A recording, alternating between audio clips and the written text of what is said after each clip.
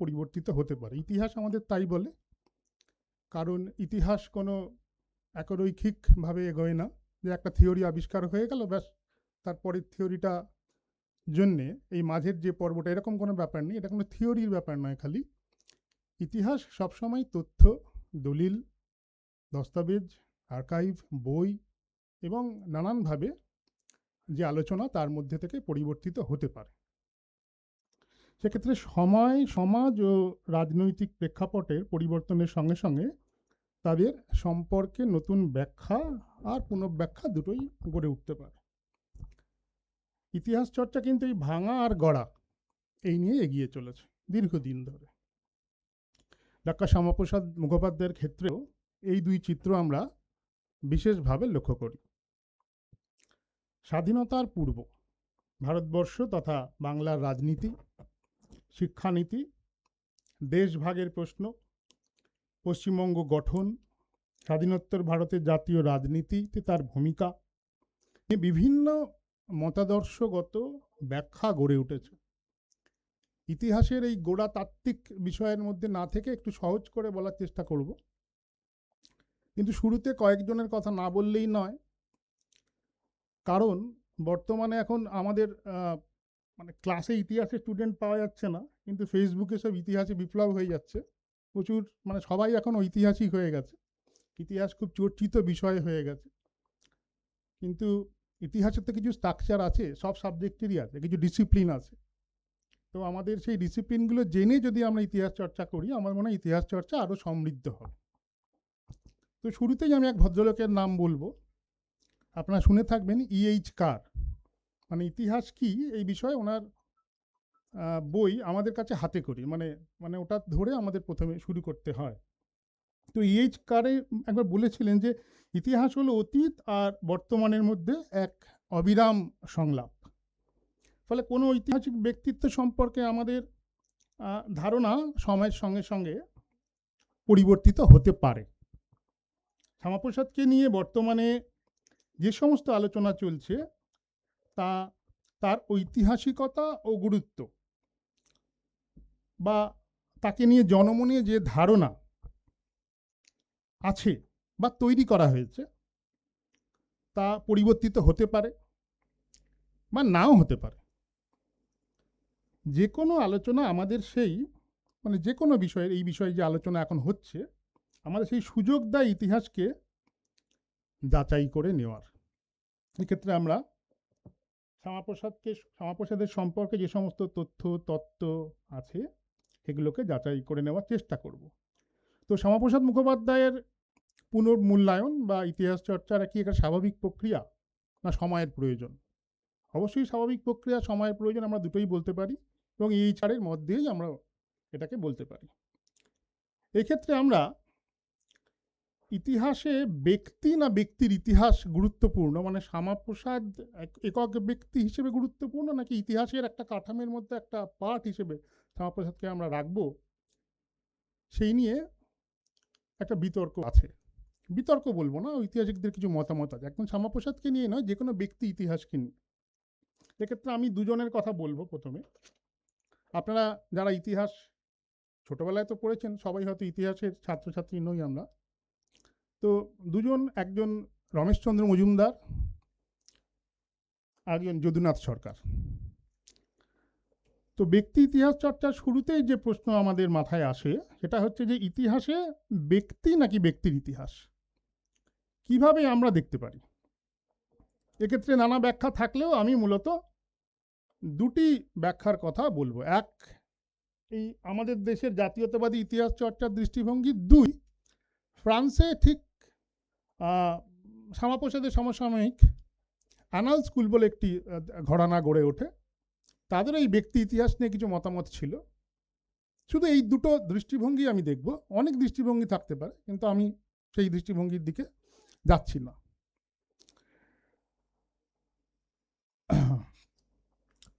অধ্যাপক রমেশচন্দ্র মজুমদার উনি মনে করেন ইতিহাসে ব্যক্তির ভূমিকা গুরুত্বপূর্ণ, কিন্তু ব্যক্তি কখনোই সমাজ, সংস্কৃতি ও ঐতিহাসিক পরিস্থিতি থেকে বিচ্ছিন্ন নয়। অর্থাৎ ব্যক্তি ইতিহাস সৃষ্টি করেন, তবে আমরা ভুল না করি যে তিনি ইতিহাসের একমাত্র স্রষ্টা, এইভাবে তাকে চর্চার দিকে আমরা যাতে না যাই। উনি রমেশচন্দ্র মজুমদার আমাদের এটা বলছেন। পাশাপাশি যদুনাথ সরকার বলেছিলেন যে ইতিহাসের কাজ প্রশংসা বা নিন্দা করা নয়, প্রশংসা করাও নয় আবার নিন্দা করাও নয়, বরং সত্যের কাছাকাছি যাওয়া।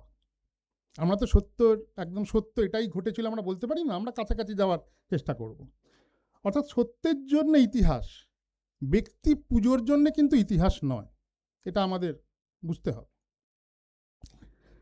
এবার যদি আমরা ফরাসি আনাল স্কুলের দিকে তাকাই, তো একটা সময় ছিল যখন রাজা, রাষ্ট্রনায়ক, সেনাপতি, রাজনৈতিক নেতা এদেরকে নিয়ে চর্চা বেশি হতো। আনাল স্কুল প্রথম বিশ্বযুদ্ধের পরে 1929 সালের পর থেকে ফ্রান্সে মার্ক ব্লক, লুসিয়ান ফেভ্রে এনারা যে ইতিহাস চর্চা শুরু করে, সেখানে সামাজিক কাঠামো খুব গুরুত্বপূর্ণ হয়ে ওঠে। অর্থাৎ সামাজিক কাঠামোর মধ্যে ব্যক্তি, এই বিষয়টা ওনারা বেশি গুরুত্ব দিয়ে আলোচনা করার চেষ্টা করে। এই প্রেক্ষিতে শ্যামাপ্রসাদ মুখোপাধ্যায়ের ঐতিহাসিকতা বুঝতে অবশ্যই আমাদের ভারতের সেই দীর্ঘমেয়াদী সামাজিক কাঠামোর সীমাবদ্ধতা আর প্রত্যাশা, এই দুটো ব্যাপারকেই কিন্তু ধরতে হবে। এবার আমরা মূল আলোচনায় যাই। এই দুই ঐতিহাসিক, মার্ক ব্লক, লুসিয়ান ফেভ্রে, আনাল স্কুলের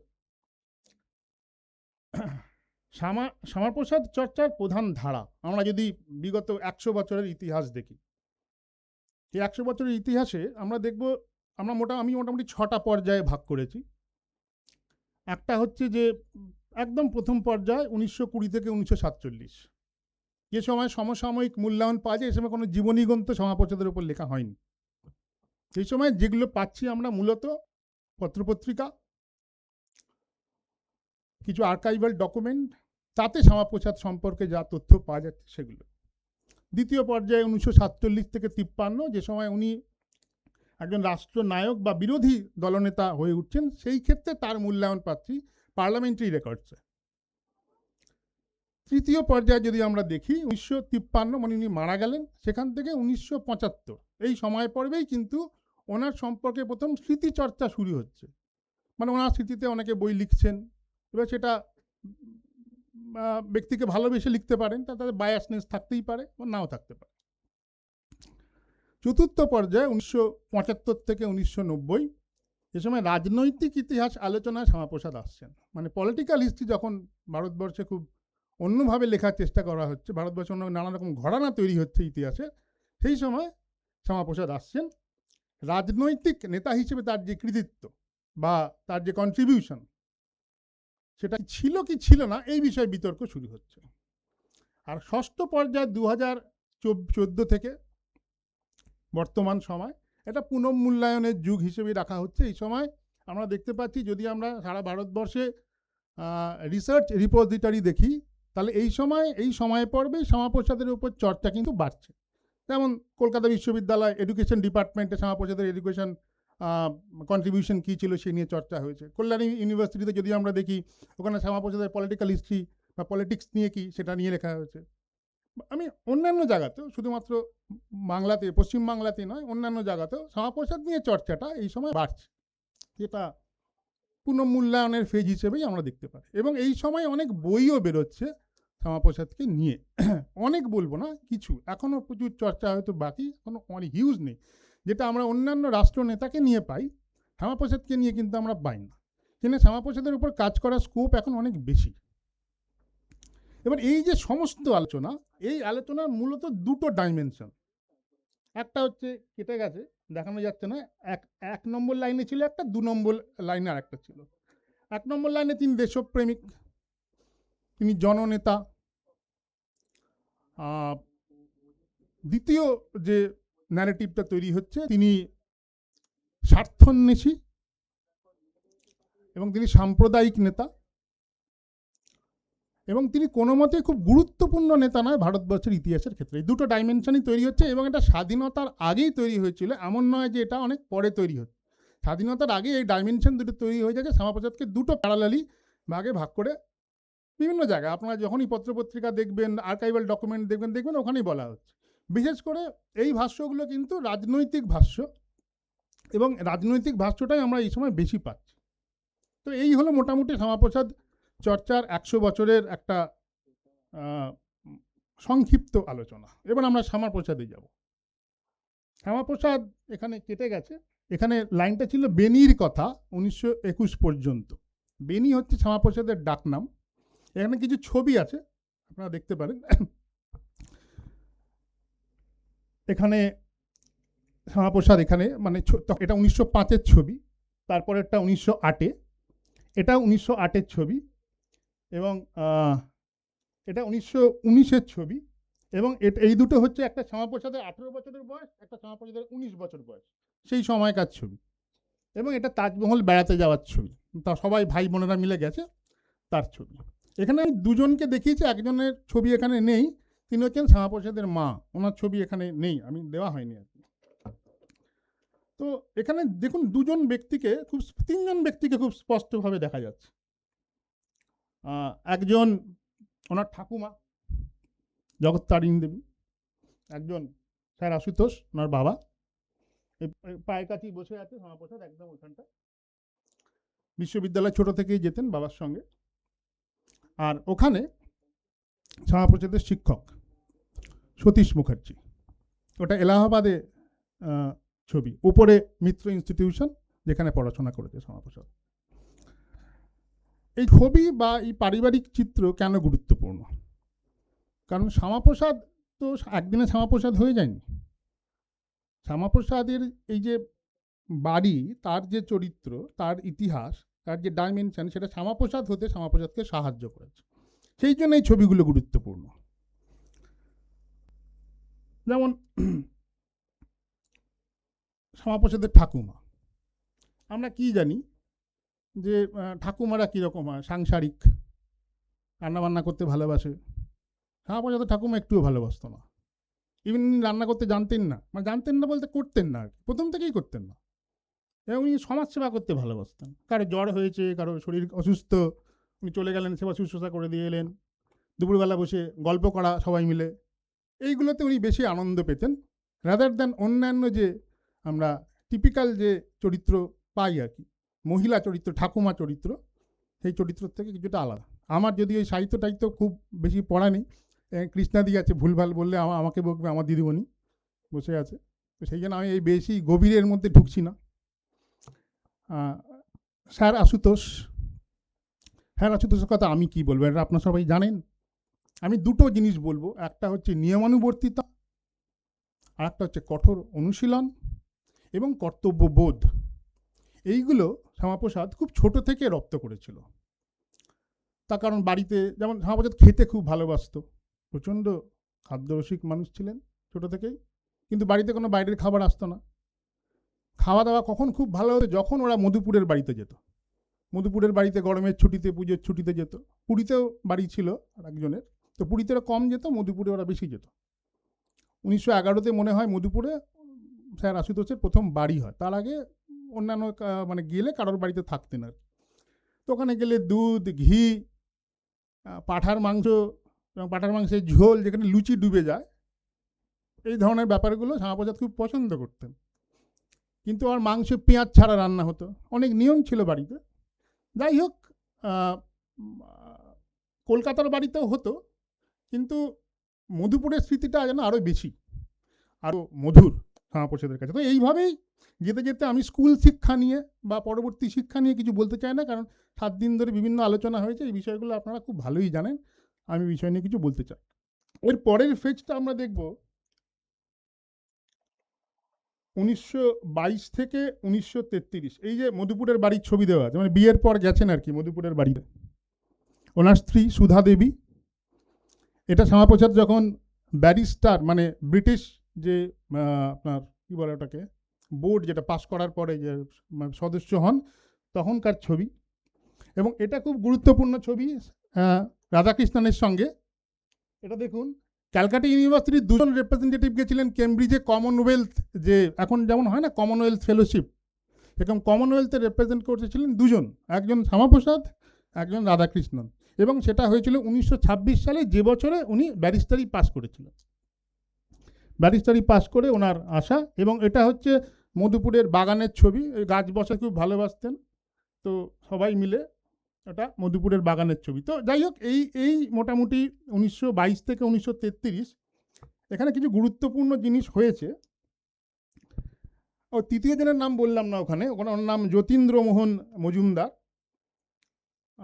যাই হোক, তো এই ফেজটাতেও আমি খুব একটা আলোচনা মানে করছি না আর কি, আমি চলে যাচ্ছি এর পরের ফেজে।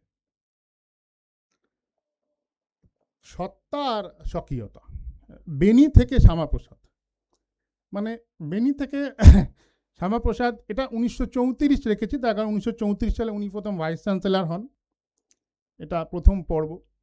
এর আগে অনেকে বলেছে যে স্যার আশুতোষের ছেলে ঢুকেছে, মানে সিন্ডিকেটে এতে গেছে, কলকাতা ইউনিভার্সিটি, নানান রকম আলোচনা তর্ক বিতর্ক আছে, কিন্তু এই প্রথম উনি নিজের পরিচয়, নিজের আইডেন্টিটি তৈরি করছেন ভারতবর্ষের ক্ষেত্রে, বাংলার ক্ষেত্রে তো অবশ্যই একজন এডুকেশনিস্ট হিসেবে, নট আ পলিটিশিয়ান। এবং তার দীর্ঘ ইতিহাস আছে, আমি দীর্ঘ ইতিহাসের মধ্যে যাব না। দুটো ছবি এখানে দিয়েছি, একটা কনভোকেশনের ছবি আর একটা ক্যালকাটা ইউনিভার্সিটির প্রথম জন্মদিনের ছবি। আমরা জন্মদিনে ছুটি পাই, 24শে জানুয়ারি আমাদের জন্মদিন, ক্যালকাটা ইউনিভার্সিটির আমরা ছুটি পাই, শ্যামাপ্রসাদই চালু করেছিলেন, কিন্তু এটা প্রথম জন্মদিনের ছবি। আর এটা হচ্ছে সেই কনভোকেশন ডেটের ছবি। তো ওনার এই কনভোকেশন, 4 বছরের কনভোকেশন, আর এই 4 বছরের জন্মদিনে টোটাল 8টা লেকচার আছে। তো এই লেকচার থেকে আমি কিছু জিস্ট করেছি, আমি খালি ওইটার জিস্টটা আপনাদের একটু বলতে চাই, মানে কি করেছিলেন। আমি ওভারঅল এইটা করেছিল এই ডিপার্টমেন্ট, আমি সেটা বলতে চাই না, উনি কেন করেছিলেন এই জন্মদিন, ওনার মোটো কী ছিল, এখান থেকে ওনার যে একটা সুপ্ত পলিটিক্যাল যে দর্শন এবং শিক্ষা দর্শন, এই দুটোই কীভাবে প্রতিফলিত হচ্ছে, সেটা আমি প্রথম আপনাদের একটু বলতে চাই। এটা আমি লিখেই এনেছি, এটা একটু আমি পড়ে শোনাতে চাই। এটা সমাবর্তন যে ভাষণ হয়েছিল এবং জন্মদিনের যে ভাষণগুলো, এখানে রবীন্দ্রনাথ ঠাকুরের ভাষণ দিয়েছিলেন, এটা আপনারা জানেন সবাই, কিন্তু আমি শুধু শ্যামাপ্রসাদের ভাষণটার উপরেই মানে কনসেন্ট্রেট করছি আর কি। কলকাতা বিশ্ববিদ্যালয়ের ইতিহাসে 1934 থেকে 1938 সাল, এই সময় পর্বটি এক বিশেষ তাৎপর্য বহন করে। এই সময় শ্যামাপ্রসাদ উপাচার্য হিসেবে শুধু প্রশাসনিক দায়িত্ব পালন করেনি, তিনি বিশ্ববিদ্যালয়কে এক বৃহত্তর জাতীয়, সাংস্কৃতিক ও মানবিক আদর্শের কেন্দ্র হিসেবে কল্পনা করেছিলেন। তার সমাবর্তন ভাষণগুলি পাঠ করলে একটা স্পষ্ট বোঝা যায় তার শিক্ষাদর্শ কেবল ডিগ্রি প্রদান, পরীক্ষা গ্রহণ ও পাঠ্যসূচি নির্ধারণের মধ্যে সীমাবদ্ধ ছিল না। তার কাছে বিশ্ববিদ্যালয় ছিল জাতি গঠনের এক মহৎ প্রতিষ্ঠান, যেখানে জ্ঞান, চরিত্র, শারীরিক সক্ষমতা, মাতৃভাষা, গবেষণা, নারী শিক্ষা এবং জাতীয় কর্তব্যবোধ এক সূত্রে বাঁধা। 1935 সালে 2 মার্চ সমাবর্তন ভাষণে শ্যামাপ্রসাদ মুখোপাধ্যায় কলকাতা বিশ্ববিদ্যালয়ের বিশাল দায়িত্বের কথা উল্লেখ করেন। প্রথম, তিনি দেখিয়েছিলেন যে বিশ্ববিদ্যালয় শুধু উচ্চশিক্ষার প্রতিষ্ঠান নয়, এর সঙ্গে যুক্ত ছিল স্নাতকোত্তর শিক্ষা, কলেজ শিক্ষা, বিদ্যালয় শিক্ষা, পরীক্ষা ব্যবস্থা, ছাত্র স্বাস্থ্য, সব কিছু একটা বহুমাত্রিক ক্ষেত্র। তো তার দৃষ্টিতে বিশ্ববিদ্যালয়ের কাজ ছিল জ্ঞান বিতরণ, গবেষণা প্রসার, শিক্ষার পুনর্গঠন ও সমাজের প্রয়োজনের সঙ্গে শিক্ষাকে যুক্ত করা। তিনি স্পষ্ট হয়ে বুঝেছিলেন যে উপনিবেশিক শিক্ষা ব্যবস্থা অনেকাংশে সাহিত্য নির্ভর, এটা খুব গুরুত্বপূর্ণ, ও পরীক্ষা কেন্দ্রিক হয়ে পড়েছে। তাই জীবনের বাস্তব সংগ্রামের জন্য শিক্ষাকে আরও কার্যকর, বিজ্ঞান মনস্ক এবং কর্মমুখী করতে হবে। শ্যামাপ্রসাদের অন্তর্দৃষ্টির অন্যতম প্রধান দিক ছিল মাতৃভাষা ভিত্তিক শিক্ষা, এটা আপনারা সবাই জানেন। তিনি ম্যাট্রিকুলেশন পরীক্ষায় নতুন নিয়মাবলীর মাধ্যমে বাংলাকে শিক্ষার মাধ্যম হিসেবে যথাযোগ্য মর্যাদা দিতে চেয়েছিলেন। তার ধারণা ছিল শিক্ষার্থী নিজের ভাষায় শিক্ষা গ্রহণ করলে জ্ঞান তার কাছে জীবন্ত হয়ে ওঠে। তবে তিনি অন্ধ আবেগে মাতৃভাষার পক্ষে কথা বলেননি, ইজ ভেরি ইম্পর্টেন্ট। তিনি জানতেন যে উচ্চশিক্ষার ক্ষেত্রে ইংরাজির প্রয়োজন অস্বীকার করা যায় না। অর্থাৎ শুধু ভার্নাকুলার ল্যাঙ্গুয়েজ বলে তাকে যে একটা তুলে দেওয়া হচ্ছে, মানে এমন একটা ব্যাপার করা হচ্ছে যে তিনি মানে বাংলা ভাষা মানে বাঁচানোর জন্যই হোক, এটা চারিদিকে একটা আলোচনা, শুধু সেটা নয়, উনি খুব প্র্যাকটিক্যাল ছিলেন, এটা একটা গুরুত্বপূর্ণ ব্যাপার। ইংরাজির প্রয়োজন অস্বীকার করা যায় না, তাই তার লক্ষ্য ছিল বাংলাকে জ্ঞানচর্চার উপযুক্ত ভাষায় রূপান্তরিত করা। এই উদ্দেশ্যে তিনি বাংলা ভাষায় বিজ্ঞান এবং প্রযুক্তিগত পরিভাষা সংগ্রহের উদ্যোগও নিয়েছিলেন। যদি আমরা ফাইল ঘাঁটি, মানে ওনার ফাইলই, তাহলে দেখা যাবে বিশ্ববিদ্যালয়ে প্রায় 14,800টি বৈজ্ঞানিক ও প্রযুক্তিগত শব্দ সংগ্রহ করে সেগুলি পরীক্ষার কাজ শুরু করেছে, কি করে সেটার পরিভাষা তৈরি করা যায়। এমন নয় শ্যামাপ্রসাদ প্রথম করছেন, এর আগে রবীন্দ্র সুন্দর ত্রিবেদী করেছেন, অনেকে করেছে, এবং আমরা যদি বঙ্গীয় সাহিত্য পরিষদের ইতিহাস দেখি সেখানেও দেখছি তারাও কিন্তু এই ধরনের কাজ করছেন, কিন্তু শ্যামাপ্রসাদও করছেন। এই উদ্যোগ কেবল ভাষা সংস্কারের কাজ ছিল না, এটি ছিল জ্ঞানের গণতন্ত্রীকরণের একটা সুদূর প্রসারী পদক্ষেপ। তার শিক্ষা চিন্তার আরেকটা গুরুত্বপূর্ণ দিক ছিল শিক্ষক প্রশিক্ষণ। তিনি উপলব্ধি করেছিলেন যে শিক্ষা ব্যবস্থার সংস্কার কেবল নিয়ম পরিবর্তন করা সম্ভব নয়, মানে নিয়ম, এর জন্য প্রয়োজন দক্ষ, প্রশিক্ষিত এবং আদর্শমান শিক্ষক। সবাই পড়াতে পারে না, এটা ফ্যাক্ট, এটা শ্যামাপ্রসাদ বুঝেছিলেন। তার জন্য শ্যামাপ্রসাদ এটা বলছেন যে পড়ানোর জন্য তো কিছু একটা মানে বেসিক কিছু ব্যাপার লাগে, ভালো স্টুডেন্ট হলেই সে খুব ভালো পড়াতে পারবে ব্যাপারটা তা নয়, সেই শিক্ষাটা দরকার, সেটা শ্যামাপ্রসাদ বুঝেছিলেন। শ্যামাপ্রসাদ এটা নিয়ে কাজ করছিলেন। উচ্চ বিদ্যালয়ের জন্য অধিক সংখ্যক প্রশিক্ষিত শিক্ষকের প্রয়োজনীয়তা তিনি বারবার উল্লেখ করেছেন। প্রশিক্ষিত শিক্ষক বিদ্যালয় থেকে উনি চাইছেন না যে ইউনিভার্সিটিতে প্রশিক্ষিত শিক্ষক খালি আসুক, উনি চাইছেন যে একদম প্রাইমারি স্টেজে। এটা একটা ব্যাপার যেটা নিয়ে 1940-তে একটা সমস্যা হয়েছিল এডুকেশন বিল নিয়ে, যখন মুসলিম লীগের সঙ্গে ফজলুল হকের কোয়ালিশন গভর্নমেন্ট ছিল, যেখানে আমি বলবো সেটা মুভমেন্ট যেটা হয়েছিল যে ক্যালকাটা ইউনিভার্সিটির হাত থেকে পোস্ট গ্র্যাজুয়েশন, উচ্চ মাধ্যমিক, মাধ্যমিক, এই যে পুরোটা ক্যালকাটা ইউনিভার্সিটির আন্ডারে ছিল, এখান থেকে মাধ্যমিকটাকে আলাদা করে দেওয়ার একটা হয়েছিল আর কি, সেই মন্ত্রিসভায় একটা বিল আনা হয়েছিল, তো তার একটা অ্যান্টি মুভমেন্টও হয়েছিল। তো উনি এই পুরো সিস্টেমটা ক্যালকাটা ইউনিভার্সিটির আন্ডারে রেখে কিভাবে ছোট থেকে মানুষকে আরও বেশি করে মানে এই ধরনের প্রশিক্ষণের মাধ্যমে কি করে জাতি গঠন করা যায়, এই পরিকল্পনা তিনি করছিলেন, এবং এই 4 বছরের মধ্যে করেছিলেন। কিন্তু বেশি তো সময় পাননি, মাত্র 4 বছরই উনি দুটো স্টেজে ভাইস চ্যান্সেলর ছিলেন।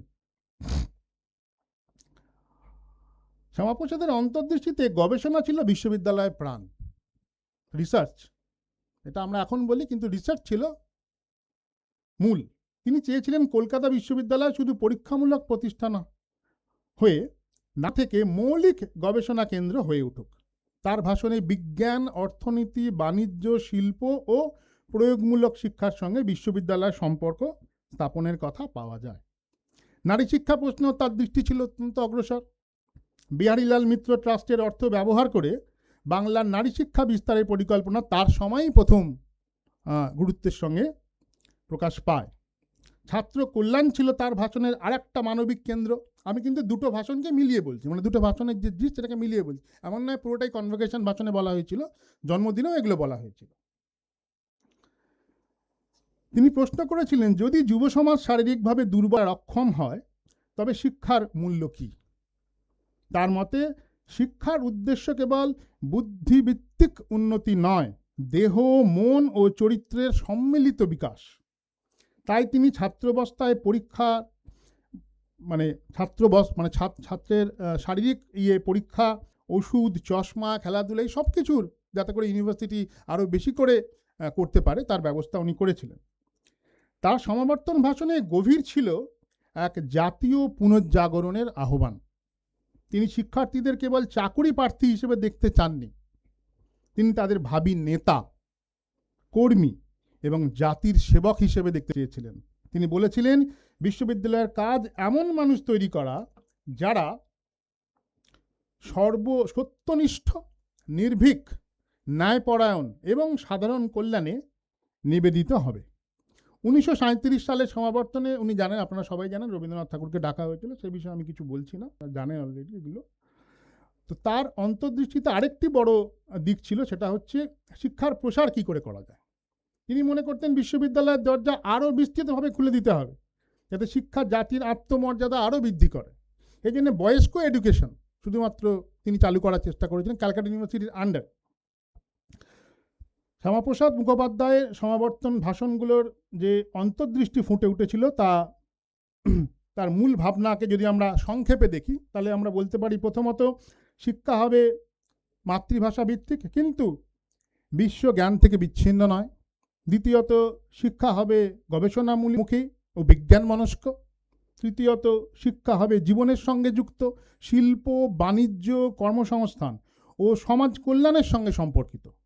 চতুর্থত শিক্ষা হবে মানবিক, যেখানে নারী, দরিদ্র, মানে ছাত্র ছাত্রী চরিত্র গঠনের প্রতি আরও ইউনিভার্সিটি আরও বেশি করে সংবেদনশীল হতে পারে।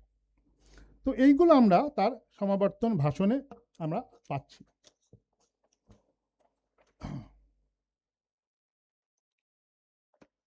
এই সমাবর্তনের ছবিগুলো, মানে কনভোকেশন অ্যাড্রেসের ছবিগুলো, এবং এই ওনার 8টা লেকচার। প্রথম দিকে কনভোকেশন লেকচার, পরেরটা হচ্ছে আপনার এইটা কনভোকেশন, এটা হচ্ছে জন্মদিনের লেকচারগুলো অ্যাপেন্ডিক্স করে, ওটা কনভোকেশন লেকচার।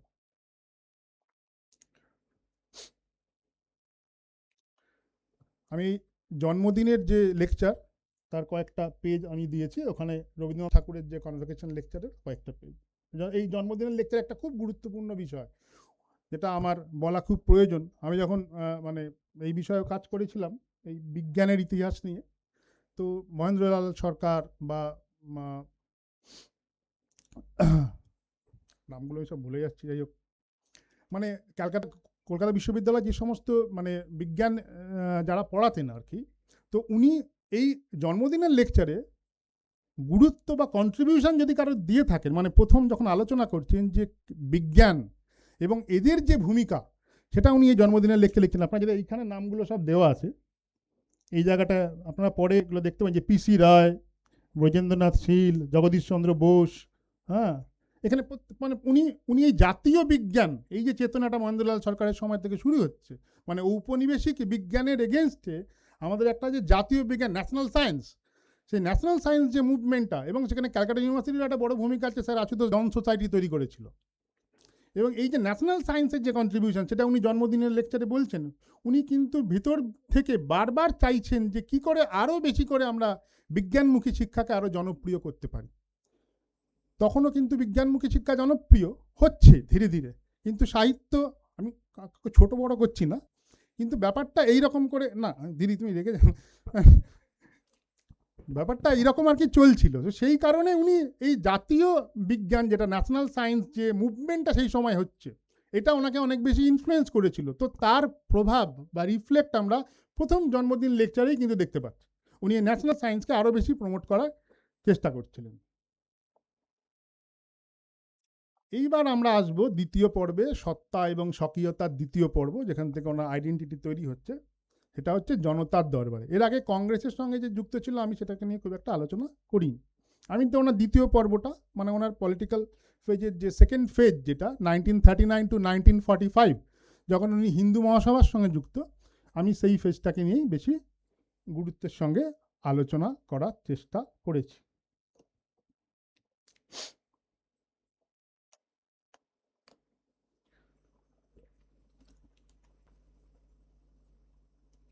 হিন্দু মহাসভায় যুক্ত হওয়ার পরে কি হয়েছিল না হয়েছিল সেই ইতিহাস আপনারা জানেন, আমি সেই ইতিহাসে যাব না। আমি যাব হিন্দু মহাসভায় যুক্ত হওয়ার পরে প্রথম যদি কোনো মাস মুভমেন্ট বলা যেত বেঙ্গল অ্যাসপেক্টে, যেটা হয়, যেমন একটা নেতা তো এমনি এমনি নেতা হয় না, ঘরে বসে থাকলে তো আর নেতা হয় না। যেমন সেই যে কারণে শরৎ বসুকে শ্যামাপ্রসাদ সমালোচনা করছেন, ঘরে বসে থেকে তো নেতা হয় না, নানান ক্ষেত্রে দেখা যাচ্ছে। তো তার জন্য রাস্তায় বেরোতে হবে। তো 1940-এর যে মাধ্যমিক শিক্ষা বিল, সেই বিলে উনি জোরের সঙ্গে বিরোধিতা করছেন। এই বিলে বিরোধিতা করার কিছু কারণ ছিল। এই বিলে সম্প্রদায় ভিত্তিক বিভাজনের কথা বলা হয়েছিল এবং ক্যালকাটা ইউনিভার্সিটি থেকে মাধ্যমিক বোর্ডকে আলাদা করে দেওয়ার কথা বলা হয়েছিল। এবং যে বিলটা উপস্থাপন করেছিল তৎকালীন, আমি নাম ভুলে যাচ্ছি, শিক্ষামন্ত্রীর, উনি মুসলিম লীগের ছিলেন, উনি এই বিলটা উপস্থাপন করেছিলেন। এবং তখন ফজলুল হকের সঙ্গে কৃষক প্রজা পার্টির সঙ্গে কোয়ালিশন গভর্নমেন্ট ছিল।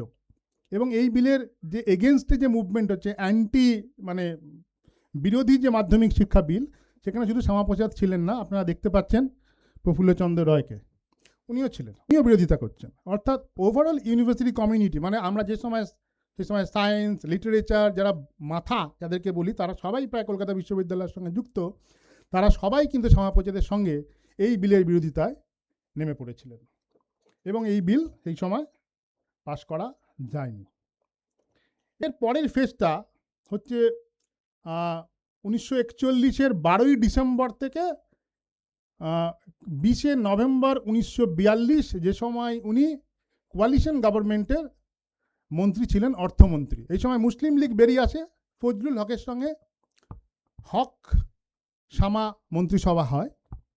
এবং এই মন্ত্রিসভা হওয়ার পিছনে ফজলুল হকের সঙ্গে ওনার একটা পারিবারিক যোগাযোগ ছিল, যারা আশুতোষের ছাত্র ছিলেন ফজলুল হক। তো এখানে অনেক ডিবেট আছে, অনেক কিছু, কেন ফজলুল হকের সঙ্গে উনি কেন মন্ত্রিসভায় গিয়েছিলেন, তো ওনার দরকার কী ছিল, উনি তো সাপোর্ট করছেন, তাহলে ওদের সঙ্গে যখন এই নিয়ে নানান ন্যারেটিভ চারিদিকে ছড়িয়ে বেড়াচ্ছে, ওনারও কিছু বক্তব্য ছিল বা ওনারও কিছু ধারণা ছিল। সেটা হচ্ছে যে যতটা ফজলুল হককে নিউট্রালাইজ করা যায়, এবং সেই সময় যে একটা বিভাজনের রাজনীতি চলছিল, সেটাকে কি করে একটা সম্প্রদায়ের ভিত্তিক একটা বিভাজনের রাজনীতি, সেখান থেকে আরও একটা সম্প্রদায় বিভাজনের রাজনীতি, ওই যে বিভাজন হচ্ছিল, সেটাকে কি করে আরেকটু কমানো যায়, বা আরেকটা শ্রেণীকে কি করে আরও কিছু সুযোগ সুবিধা পাইয়ে দেওয়া যায় বা দিয়ে দেওয়া যায়। তাহলে পুরোটাই যদি ছেড়ে দেওয়া হয়, তাহলে বেঙ্গল গভর্নমেন্ট, মুসলিম লীগ এবং কেপিপি মানে কৃষক প্রজা পার্টি, তারা পুরোপুরি একটা অ্যান্টি, ওনার কথা অনুযায়ী হিন্দু মানে বিভিন্ন বিল সেগুলো পাস করাবে। তো তাকে কি করে প্রতিহত করা যায়, সেই প্রতিহতের ক্ষেত্রে উনি ফজলুল হকের সঙ্গে আলোচনা করলেন।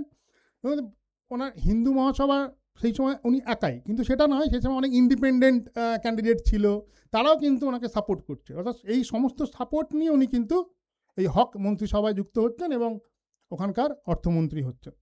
এবং এই অর্থমন্ত্রী হওয়ার পরে ওনার কিছু কাজ আছে, মাত্র এক বছরে মাত্র 5টা সেশন উনি পেয়েছিলেন, মানে টোটাল 1 বছরের মধ্যে 5টা বিধানসভা সেশন পাচ্ছেন।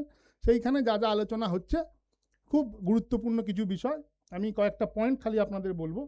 এটা হচ্ছে, প্রথমেই উনি বলছেন যে এই যে চাকরি পরীক্ষায় নিয়োগ নিয়ে এত ঝামেলা চলছে এখন, তো ওনার গভর্নমেন্টে প্রথম আলোচনায় ডিবেট শুরু হলো। তো এই যে চাকরি পরীক্ষায় নিয়োগ নিয়ে ডিবেট শুরু হলো। কমার্শিয়াল ডিপার্টমেন্টে নিয়োগ হয়েছে, শ্যামাপ্রসাদ অর্ডার দিয়েছেন যে না ঠিক আছে, ফিনান্স ডিপার্টমেন্ট পাস না করালে তো আর মাইনে ফাইনে যাবে না, তো ন্যাচারালি সেটা পাস হয়েছে। তো সেই নিয়ে মুসলিম লীগ খুব চেঁচামেচি করতে আরম্ভ করলো যে কী করে আপনি এইভাবে অর্ডার দিলেন, এইভাবে কোনো রিক্রুটমেন্ট হয় নাকি। সেই প্রশ্নের উত্তরে শ্যামাপ্রসাদ বলছে, এখন থেকে নিয়োগ হবে খুব স্বচ্ছ। কীভাবে কী ক্রাইটেরিয়া থাকলে যে নিয়োগ হবে, তাকে শিক্ষিত হতে হবে, তাকে প্রবেশিকা পরীক্ষায় পাস করতে হবে, তার হাতের লেখা ভালো হতে হবে, এবং সে যথাযোগ্যভাবে যে ইন্টারভিউ দিয়ে তাকে আসতে হবে, তাহলে আমরা নিয়োগ করবো। সেটা হিন্দু হতে পারে, সেটা মুসলিম হতে পারে, সেটা কোনো ম্যাটার নয়। ইনি কিন্তু কখনোই কোয়ালিশন গভর্নমেন্টে যখন ছিল, উনি হিন্দু মুসলমানের কথা আপনি একটাও সেই সময়কার মানে যে যা অধিবেশন হচ্ছে, সেই অধিবেশনে কোনো ধর্মের দিক থেকে উনি কিন্তু একটাও কথা বলছেন না। যে কেউ পেতে পারে চাকরি, তাতে কোনো সমস্যা নেই, কিন্তু এই ক্রাইটেরিয়াগুলোকে ফিল আপ করতে হবে, যে ফিল আপ করবে তারা চাকরি পাবে। এটা গেল প্রথম। দ্বিতীয় হচ্ছে, উনি বেঁধে দিলেন, সেই সময় দেখা যাচ্ছে যে গাড়ি নেই, অথচ পেট্রোলের টাকা বিল করে দেওয়া হচ্ছে বিধানসভায়, মানে কার নেই আর কি, কিন্তু পেট্রোল চাই বলে বিল করে প্রচুর টাকা আর কি বিধানসভা থেকে হাওয়া হয়ে যাচ্ছে, মানে তছরূপ হচ্ছে আর কি। তো শ্যামাপ্রসাদ এলেন, বললেন যে এইটা তো ঠিক নয়, আমার গাড়ি আছে, আমি পেট্রোলের মানে তেলের বিল পেতে পারি, তো তোমার গাড়ি নিয়ে তুমি কী করে পাবে। তো উনি এটার এগেনস্টে গেলেন যে কী করে অর্থটাকে সঠিক জায়গায় ব্যবহার করা যায়, এটাই ছিল ওনার মোটো। ওনার অন্য কোনো মোটো ছিল না যে তোমাকে আমি দেবো না।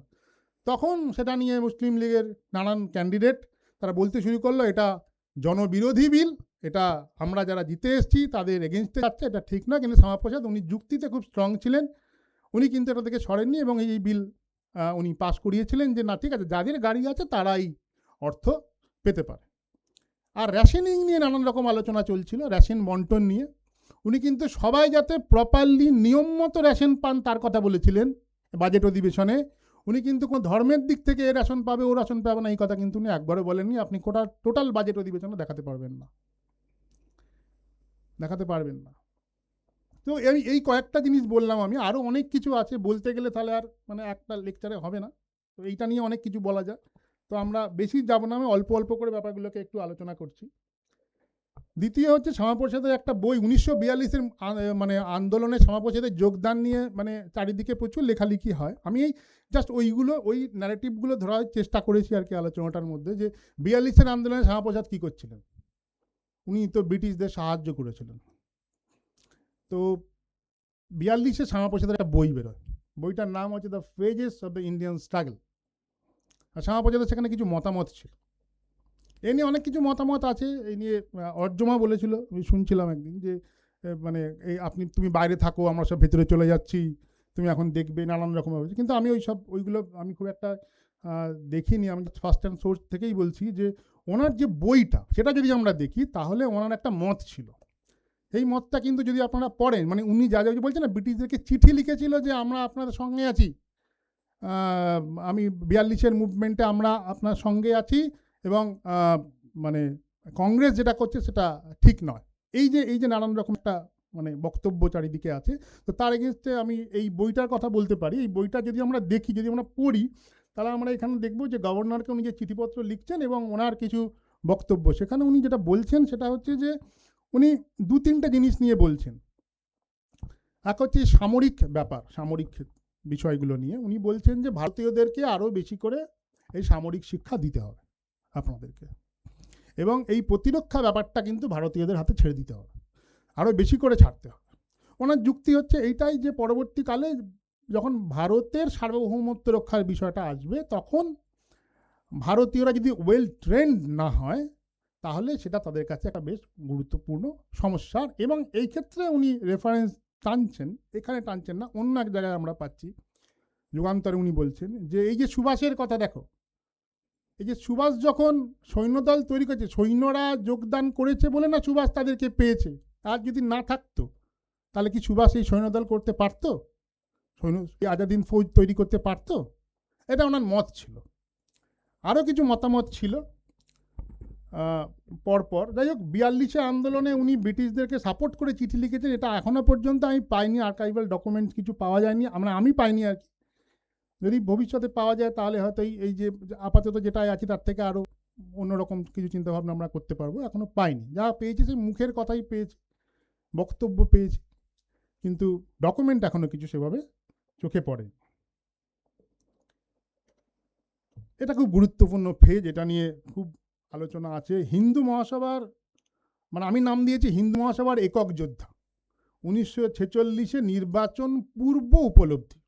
এবং প্রশ্নটা হচ্ছে কেন হিন্দু মহাসভা কংগ্রেসের প্রতিপক্ষ হয়ে উঠতে পারল না এটা, এবং এই প্রশ্ন শ্যামাপ্রসাদই তুলেছিলেন, যে কংগ্রেস তো আছে, কংগ্রেসের বিরোধী শক্তি হিসেবেই তো হিন্দু মহাসভা ডাকা হচ্ছে, তৈরি করার চেষ্টা করা হচ্ছে, কিন্তু সেটা হয়ে উঠতে পারছে না কেন।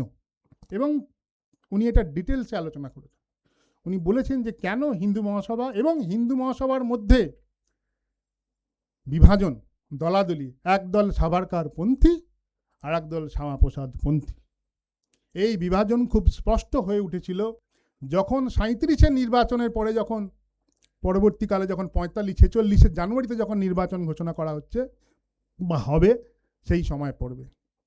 এবং শ্যামাপ্রসাদ লিখছেন যে ভারতবর্ষের অন্যান্য প্রান্তে, বাংলাতে কিন্তু হিন্দু মহাসভা অনেক বেশি স্ট্রং, কিন্তু ভারতবর্ষের অন্যান্য প্রান্তে, আমরা পাঞ্জাব ধরতে পারি, তামিলনাড়ু ধরতে পারি, বা অন্যান্য যে সমস্ত সেন্ট্রাল প্রভিন্স আছে, সমস্ত জায়গায়, সেখানে কিন্তু হিন্দু মহাসভা খুব একটা গুরুত্বপূর্ণ ভূমিকা পালন করতে পারবে না। তার কারণ কি? তার কারণ হচ্ছে এইটা, উনি বলছেন যারা যারা হিন্দু মহাসভার সঙ্গে যুক্ত হয়েছে তারা মতাদর্শের কারণে কতটা যুক্ত হয়েছে জানে না, কিন্তু স্বার্থের কারণে বেশি। অর্থাৎ যখন ভোট আসছে তখন তারা কংগ্রেসকে কাউন্টার করতে পারছে না, এবং তারাই মনে মনে ভাবছে, অনেক উদাহরণ দিয়েছে, মনে মনে ভাবছে আমি এই হিন্দু দোদুল্য মান্যতা, যেটা তখনকার দিনে পলিটিশিয়ানদের মধ্যে ছিলই, সবাই খুব মানে দোলা দোলা ব্যাপার, একবার এদিকে একবার ওদিকে হতেই পারে, এটা নিয়ে এখন সমালোচনা হয়। কিন্তু এখানে সভাপতির একটা বক্তব্য আছে যেটা মনে হবে প্র্যাকটিক্যাল, সেটা করা উচিত। ওনার বক্তব্য, ওনার স্ট্যান্ড ছিল এটা, আমার যদি এটা মনে হয় এটা প্র্যাকটিক্যাল তাহলে আমি এটা করব। তাতে আপনি কি ভাবলেন আমি কি ভাবলাম তাতে কিন্তু আমার যায় আসে না, কিন্তু আমার মনে হচ্ছে এটা এখন করতে হবে, তাহলে আমাকে এটা এখন করতে হবে। তো যাই হোক, একমাত্র বোম্বেতে হিন্দু মহাসভার অবস্থা বাংলার পরে কিছুটা ভালো, কারণ সেখানে কিছু তিলকপন্থী আছে, তারা চালিয়ে নিয়ে যাচ্ছে হিন্দু মহাসভাকে। কিন্তু সেখানেও নানান রকম সমস্যা আছে। সমস্যা কি? সেখানে সমস্যা হচ্ছে একদল যারা উগ্র সাভারকারপন্থী, এই ইন পার্টিকুলার এই টার্মটাই বলছেন উগ্র সাভারকারপন্থী। উগ্র সাভারকারপন্থীকে যদি আমরা কোট আনকোট বলি তাহলে উগ্র হিন্দুত্ববাদী। উনি কিন্তু এই উগ্র হিন্দুত্ববাদীর কনসেপ্টের থেকে একটু সরে আসছে। আপনারা যদি পড়েন তাহলে দেখতে পাবেন ওনার যে মতামত, উনি হিন্দু মুসলমান সম্পর্কে যে ওনার যে কোটেশন, এখানে কিন্তু বলছে যদি একসঙ্গে থাকে তারা থাকুক, আমার কোনো সমস্যা নেই, আমি সাপোর্ট করেছি আমার কিছু কারণে। একদল উগ্র সাভারকারপন্থী আর একদল এই লিবারেল সাভারকারপন্থী, যারা তুলনামূলকভাবে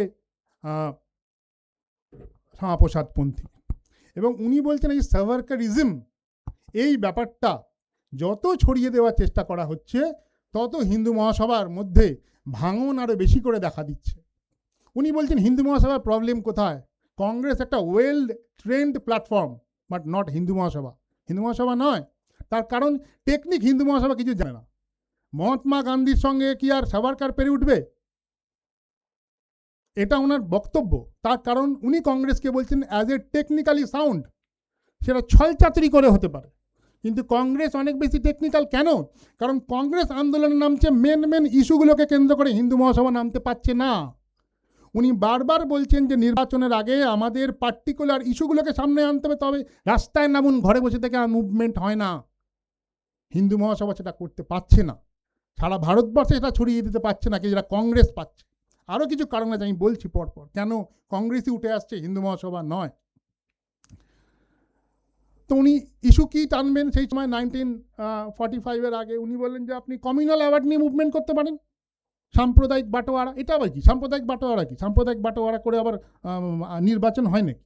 হিন্দু মহাসভা এটা নিয়ে মুভমেন্ট করতে পারে, নামছে না কেউ ফিল্ডে। এবং কি করে সমস্ত যে আপনারা যদি প্রসিডিংস দেখেন, যে যেখানে হিন্দু মহাসভার যখন ন্যাশনাল অ্যানুয়াল যে কনফারেন্সগুলো হচ্ছে তার যদি প্রসিডিংস দেখেন, যা যা শ্যামাপ্রসাদ বলছে সেই প্রসিডিংসে গ্রহণ করা হচ্ছে, কিন্তু কোনো এক ভুতুরে কারণে যেই শ্যামাপ্রসাদ চলে আসছে, শ্যামাপ্রসাদ তো একটু কলকাতা প্রেমী, একটু কলকাতার দিকে যেই চলে আসছে, আস্তে আস্তে সেই যে মতামত যেটা গ্রহণ করা হয়েছিল সেটা আস্তে আস্তে বিলুপ্তির পথে চলে যাচ্ছে, বা নানান রকম বাধা দেওয়ার চেষ্টা করা হচ্ছে। শ্যামাপ্রসাদ এটা বলছে যে আমি তো বলে এলাম, তারপর আর না হলে আর আমার কি করার আছে। উনি কিন্তু মন থেকে ধীরে ধীরে হিন্দু মহাসভা থেকে দূরে সরে যাচ্ছেন, যার লাস্ট উনি 47-এ উনি হিন্দু মহাসভা ত্যাগই করে দিলেন, যে আমি হিন্দু মহাসভার সঙ্গে থাকবো না। উনি প্রথম থেকেই বুঝতে পারছেন যে না, এটা একটা প্রবলেম হচ্ছে, কিন্তু ওই একবার ঢুকেছি মানে এটা করে মানে প্রবেশ করেছি, মানে আমি সেই আশুতোষের সেই মানে কর্তব্যনিষ্ঠ যে আমি দলটাকে গড়ে তুলব। হ্যাঁ, এখানে অনেকে বলতে পারেন, আমি শুনছিলাম অনেকের কথায় বা অনেক আলোচনা হচ্ছে যে উনি কংগ্রেসে কিছু করতে পারবেন না, সেই জন্য উনি হিন্দু মহাসভা। কে বলেছে কংগ্রেসে করতে পারবেন? 1945 সাল ডিসেম্বর মাস, শ্যামাপ্রসাদ খুব অসুস্থ হওয়ার দুটো কারণ। যাই হোক, কারণটা আমি বলি। দিদি আর 10 মিনিট বলবো তো? যাই হোক, কারণটা আমি বলি, সেটা হচ্ছে উনি সেই সময় নির্বাচন নিয়ে খুব ব্যস্ত, প্রচণ্ড ব্যস্ত। আর আজাদ হিন্দ ফৌজের সেই সময় ট্রায়াল চলছে, কিছু স্টুডেন্ট এবং পাবলিক তারা মুভমেন্ট করছে কলকাতায়। তো উনি সারাদিন নির্বাচন নিয়ে ব্যস্ত, উনি নির্বাচন প্রচার করে বাড়ি ফিরেছেন, শুনতে পাচ্ছেন যে ধর্মতলায় পুলিশ গুলি চালিয়েছে। তো উনি ছুটে গেলেন সেখানে, বিধানচন্দ্র রায়কে ফোন করলেন, ওনার অভিন্দ্র হৃদয় বন্ধু, কংগ্রেসের সবাই নয়। আর তো যাই হোক, এখানে দেখা যাচ্ছে যে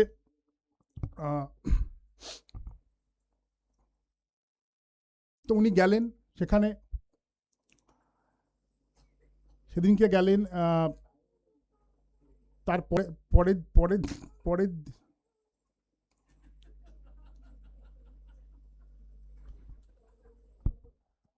তো যাই হোক, আমি মূল এখন উদাহরণ বলতে গেলে অনেক সময় লাগবে। তো উনি বলছেন এই টেকনিকের প্রশ্নে কিন্তু কংগ্রেস অনেক বেশি এগিয়ে হিন্দু মহাসভা থেকে, যেটা পারছে না। কেন টেকনিকে এগিয়ে সেটা বলি। সেটা হচ্ছে এইটা দেখতে পাবেন আপনি, সুভাষ না থেকেও নিয়ন্ত্রণ তাড়াতে 1946-এর নির্বাচন, 1946-এর নির্বাচনে সুভাষ নেই, কিন্তু পুরো নির্বাচন পরিচালনা হচ্ছে যেন সুভাষেরই নেতৃত্বে। কি করে? তার কারণ যদি আপনারা দেখেন তাহলে দেখতে পাবেন যে কংগ্রেস এই সময় 1942-এ সবাই জেলে ছিল, 45-এ সব লিডাররা বেরোচ্ছে ওখান থেকে, জেল থেকে বেরোচ্ছে। এই 3 বছর হিন্দু মহাসভা মোটামুটি নিজের প্রচার চালিয়েছে। কংগ্রেস বেরিয়েই আইএনএ ট্রায়ালে কংগ্রেসের যে ভূমিকা, মানে আমরাই মানে মানে সুভাষের প্রধান বন্ধু, এটা প্রমাণ করার প্রচণ্ড তাগিদ দেখা দিচ্ছে। প্রতিদিন সুভাষকে নিয়ে, যেমন আমরা জানি না, আমি এটা বলা উচিত নয়, যেমন কোনো ব্যক্তিকে নিয়ে হঠাৎ করে শুরু না, আমরা প্রতিদিন নানান রকম প্রোগ্রাম করছি, সেরকম সেই সময় কংগ্রেস প্রতিদিন সুভাষকে নিয়ে প্রোগ্রাম করছে। তার জন্মদিনে প্রোগ্রাম করছে, জন্মদিনের আগে প্রোগ্রাম করছে, দিন থাকুক প্রোগ্রাম করছে, দিন না থাকুক প্রোগ্রাম করছে, কিছু নিয়ে সুভাষকে প্রোগ্রাম করছে। এবং যত র্যালি সেই সময় বেরোচ্ছে সুভাষ কেন্দ্রিক, অর্থাৎ সুভাষই সেই সময় হয়ে উঠেছিল বাংলার রাজনীতির প্রধান নিয়ন্ত্রক। কংগ্রেস এটা করছে, এটা হিন্দু মহাসভার ঠিক পছন্দ হচ্ছে না, এটা করতে পারছে না। কারণ কংগ্রেস তাদের থেকে ওই হাওয়াটা, সেই সময় হিন্দু মহাসভার হাত থেকে হাওয়াটা, যেটা 42-এ ওরা জেলে চলে যাওয়ার পরে হিন্দু মহাসভাকে যেটা পেয়েছিল, সেটা তুলে নিল। আর বেরিয়ে কংগ্রেস লিডাররা, সেটা গান্ধী হতে পারে, এই বল্লভভাই প্যাটেল হতে পারে, সেটা নেহেরু হতে পারে, প্রত্যেকে বলছে আমরা এই ভারত বিভাজনের যে ব্যাপারটা, আমরা ভারত ভাগ হতে দেব না। এবং জনগণ সেটা বিশ্বাস করছে, এবং জনগণ বলে যে না, ভারত ভাগ হতে দেবে না। কংগ্রেস তো বলছে, তাহলে আর হিন্দু মহাসভার কি প্রয়োজন আছে, আমরা কংগ্রেসেই যাই। অর্থাৎ তারা পুরাতন শিকড়কেই আবার ধরছে এবং তারা আবার কংগ্রেসের দিকেই চলে যাচ্ছে। এই জন্য হিন্দু মহাসভা বলা না, হিন্দু মহাসভা এত প্রচার করলো, শ্যামাপ্রসাদের এত ক্যারিশমা, তাহলে হিন্দু মহাসভা সিট পাচ্ছে না কেন? এটাই কারণ। শ্যামাপ্রসাদের একার ক্যারিশমা হয় না, ওই জন্য আমি লিখেছিলাম যে একক যোদ্ধা, শ্যামাপ্রসাদ ছাড়া আর কেউ নেই। সবাই ভয় পেয়ে সরে গেছে, না নির্বাচনে প্রচারে যাচ্ছে, নানান কিছু হয়েছে। তাই হিন্দু মহাসভা আস্তে আস্তে আস্তে আস্তে বাংলার রাজনীতি থেকে, কেন ভারতবর্ষের রাজনীতি থেকে আস্তে আস্তে আস্তে প্রায় বিলুপ্তির পথে, এবং কংগ্রেস নিজেকে আবার রিভাইভ করছে। তারপরে পশ্চিমবঙ্গ কী করে তৈরি হলো সেই ঘটনা আমি বলবো না। দ্বিতীয় হচ্ছে স্বাধীন ভারতের বিষয়। আমি অনেকগুলো স্লাইড বলার ব্যাপার আছে, কিন্তু আমি বলছি না, কিন্তু আমি কয়েকটা বলছি। ওনার প্রচুর এই সময় কাজকর্ম আছে। এই যে আপনারা দেখতে পারেন যে মানে উদ্বাস্তু কলোনিগুলো যেখানে আর কি মানে সেই সময় ট্রান্সফার হচ্ছে আর কি, উনি দেখতে যাচ্ছে, এটা বনগাঁর ছবি। এছাড়াও বিভিন্ন জায়গায় যেখানে যেখানে উনি বক্তব্য দিতে যাচ্ছেন সেখানে মানে জনমানুষের ঢাল, প্রচুর মানুষ আসছে। এটা যেমন দেশপ্রিয় পার্কে হয়েছিল এই সভাটা, 50-60 হাজার মানুষ এখানে এসেছিলেন। এদিকে সভাটা, এটা দিল্লিতে হচ্ছে, দেখুন। হ্যাঁ, যেখানে যেখানে উনি অমৃতসরে যাচ্ছেন, দিল্লিতে যাচ্ছেন, বাংলায় যেখানে যেখানে উনি যাচ্ছেন সেখানে কিন্তু প্রচুর লোক আসছে। কিন্তু হিন্দু মহাসভার কিছু কারিশমা নয়, কারণ সে সময় স্বাধীন হয়ে গেছে, হিন্দু মহাসভা থেকে উনি ডিটাচ হয়ে গেছেন এবং উনি নিজের দল তৈরি করার পথে বা দল তৈরি করে ফেলেছেন। এরপরেই এলো সেই দিন, এদিন শ্যামাপ্রসাদ মারা গেলেন। মারা যাওয়ার এই বিভিন্ন পত্রপত্রিকায় ছবি বেরিয়েছিল, যুগান্তরে বেরিয়েছিল, আমি মূলত যুগান্তরের ছবিগুলোই দিয়েছি। আমি আর একটা রেফারেন্স বলবো, সেটা হচ্ছে যতদূর সম্ভব সন্ধ্যা পত্রিকা, যেটা একটা পুরুলিয়া থেকে একটা পত্রিকা বেরোতো, আর নামটা মনে পড়ছে না এখন। যাই হোক, এক কংগ্রেসি লিডার, ওনার তৈরি করা পত্রিকা। তো পুরুলিয়া আমি এই জন্য বলছি, এটা মারা যাওয়ার পরের কিছুদিন পরে, এটা আমার শেষ পয়েন্ট, আর মিনিট 5 মতো লাগবে। সেটা হচ্ছে পুরুলিয়া কিন্তু কোনো কেন্দ্র নয়, পুরুলিয়া একটা পেরিফেরি, প্রান্ত। তো উনি মারা গেছেন, মারা যাওয়ার পর ওই পত্রিকায় লেখা হচ্ছে যে সেই সময় পুরুলিয়ার মানুষ কিভাবে, কারণ পুরুলিয়া তো সেই সময় বঙ্গভুক্তির একটা মুভমেন্ট চলছে, বিহারে চলে গেছিল, বিহার থেকে পুরুলিয়া কী করে বাংলায় আসবে সেই নিয়ে একটা আন্দোলন চলছে। এবং যারা আন্দোলন করছেন, যে মানুষটা 28 দিন না খেয়ে অনশন করছেন, তারও ইডিওলজি কিন্তু, যে কংগ্রেসের পত্রিকা কিন্তু সেটা, কিন্তু তারও ইডিওলজি শ্যামাপ্রসাদ। অর্থাৎ এখানে কোনো দলের ব্যারিকেড ছিল না, শ্যামাপ্রসাদ একক হয়ে সেই সময় উঠে আসছেন। তো যাই হোক, সেই পত্রিকাতেও লেখা হচ্ছে যে কিভাবে পুরুলিয়ায় সারাদিন হরতাল পালন করা হয়েছিল, অরন্ধ্রণ হচ্ছে, এবং আমি কয়েকদিন আগে দেশে একটা আর্টিকেল পড়ছিলাম, যেখানে শিবাজি প্রথম বসুরও একটা লেখা পেলাম যে বিজয়গড় কলোনিতে উনি যখন ইন্টারভিউ নিচ্ছিলেন, তো ওখানে এক মানে সিপিএম পন্থী, কমিউনিস্ট পন্থী এক মানুষ বলেছিলেন যে সেই সময় শ্যামাপ্রসাদ ছিল আমাদের কাছে হিরো, বাঘের বাচ্চা। তো এই ছিল শ্যামাপ্রসাদ। আপনি একে জননায়ক বলতে পারেন, দেশপ্রেমিক বলতে পারেন, স্বার্থান্বেষী বলতে পারেন, সাম্প্রদায়িক বলতে পারেন, আপনার যে কোনো ন্যারেটিভ থেকেই আপনি বিচার করতে পারেন। কিন্তু বলার আগে ওই যে বললাম, আমরা যেহেতু ইতিহাসের লোক, কাউকেই খুব নায়ক আর কাউকেই খলনায়ক আমরা করে দিতে পারি না। কেউ দুষ্টু আর কেউ খুব ভালো, সেটাও আমরা বলতে পারি না।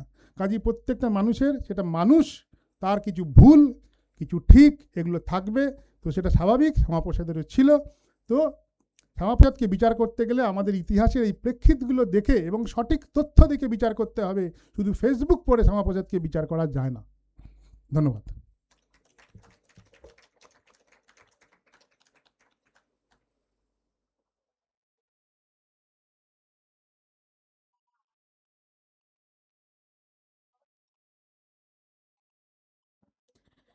ধন্যবাদ doctor Sinha.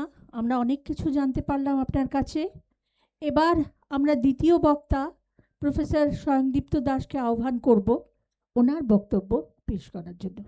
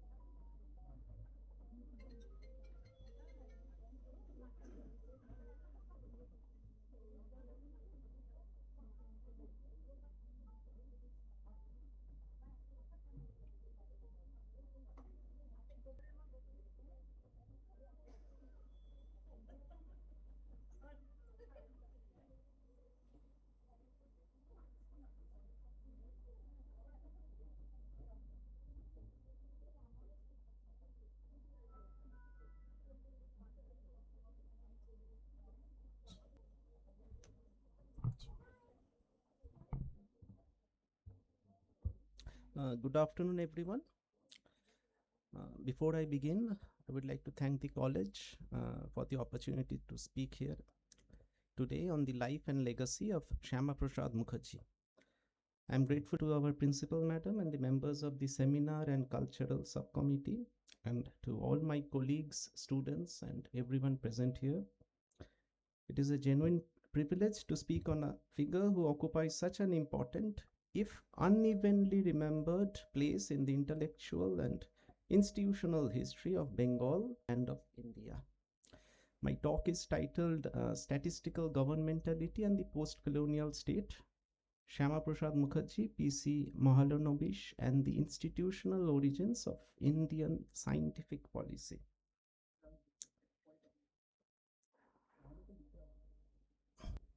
Ask most people what they know of Shyama Prasad Mukherjee, and the answer will almost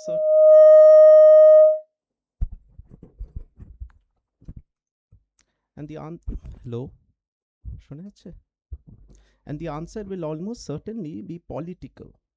The founder of the Bharatiya Janasangh, the parliamentarian who opposed Article 370, the leader whose death in a Srinagar prison cell in 1953 remains a subject of debate. That is not a wrong memory, but it is an incomplete one. Long before Shyama Prasad entered national politics in the fullest sense, he served as Vice Chancellor of Calcutta University from 1934 to 1938, the youngest person ever to hold that position, and later, after independence, as India's first Minister for Industry and Supply. Both chapters have been largely written out of how he is remembered, overshadowed by the political legacy that followed. Yet it was precisely in these two roles, as an administrator of scientific education and later as a minister responsible for building the industrial base of a new post-colonial nation, that Mukherjee's career intersected.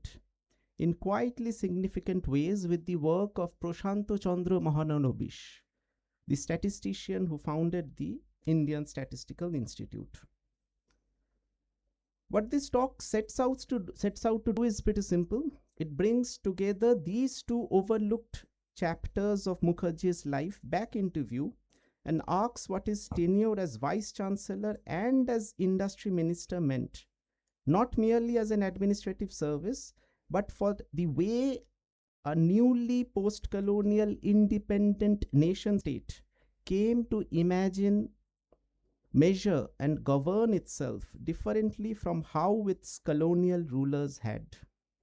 I'll try and somehow link these two episodes in Mukherjee's life. How he cultivated a certain scientific climate which nurtured the likes of Meghnad Shah, which nurtured the likes of P.C. Mahalanobis and others, and how that idea of a certain indigenous scientific climate would later become very helpful for the creation of a policy, industrial policy, that would become very useful for the newly formed post-colonial nation state. He would deviate, along with P.C. Mahalanobis, from the colonialist scientific registers which were instrumental primarily to control, to govern the people, and he along with P.C. Mahalanobis would create a certain kind of an indigenous policy that would become instrumental in the creation of the infrastructural basis of the new post-colonial state. This is my fundamental idea.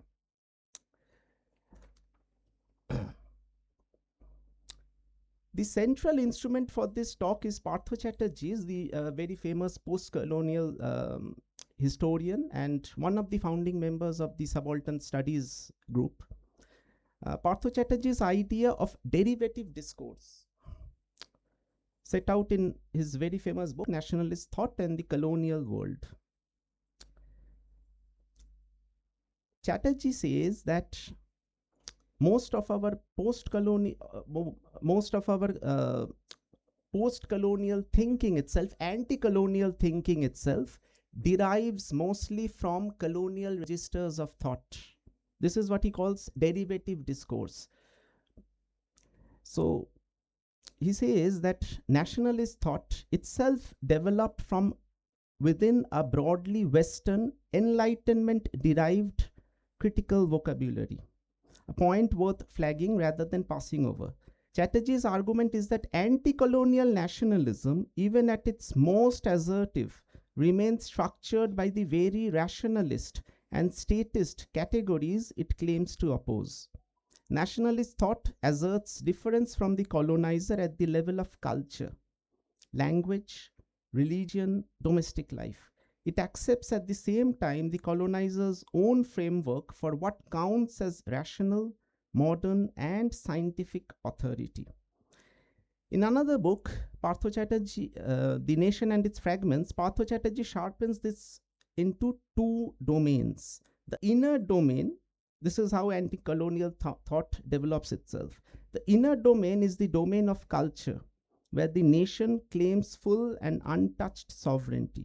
The outer domain, as I have pointed out in the slide, the outer domain is the domain of the state, rational administration, economic planning, where the nation continues to work through categories of largely Western provenance even after independence.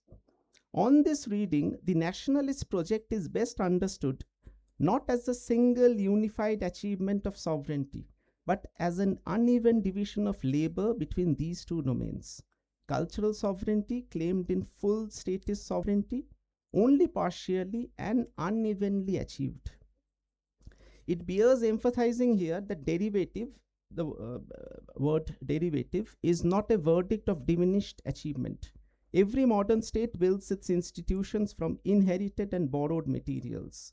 The relevant question is not whether the materials originated, but who controls them, under what authority they are deployed, and toward what ends. Read this way, derivative discourse becomes a diagnostic instrument rather than a judgment. It is this diagnostic sense of the term that the rest of the talk relies on. What I mean to say is that derivative discourse, although supposedly it might seem it's deriving mostly from the Eurocentric Enlightenment rationalist threads of thinking, but it's also deviating from them. It's also creating this third space, a space of resistance, a space which contradicts also and also moves beyond the contours of Eurocentric Western thinking. So this is very important for us to understand how Mukherjee and Prashanto Mahalanobis's achievements should be read. Another member of the Subaltern Studies Collective, historian Gyan Prakash, extends this diagnostic into the register of science itself, drawing on Michel Foucault's concept of governmentality. Science under colonial rule, in his account, functioned as a technology of rule as much as a body of knowledge. The census, the land survey, the public health report rendered the colonized population legible, classifiable, and administrable by an external authority. So science here is not merely a domain of knowledge, according to certain post-colonial thinkers like Gyan Prakash. Science, colonial science particularly, was an instrument of control. It created a certain kind of a statistical domain via which colonized people could be measured and controlled.